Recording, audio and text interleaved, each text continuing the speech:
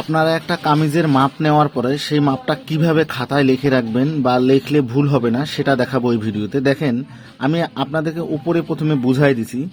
যেটার কামিজের লম্বা হচ্ছে 44 ইঞ্চি লম্বা, তারপর বডি 44, পেটের মাঝের মাপটা হচ্ছে পেট 35 ইঞ্চি, কোমর যেটা সাইডের ফাড়ার থেকে মাপ নেওয়া থাকে সেটা হচ্ছে কোমর হচ্ছে 40 ইঞ্চি, আর নিচের ঘেরটা হচ্ছে 28 ইঞ্চি। আর হাতার মাপটা লিখবেন উপরে যেমন হাতা 18 লম্বা, আর হাতার মুখটা 10 ইঞ্চি, হাতার মুখের মানে মুখটা মুহুরিটা আর কি।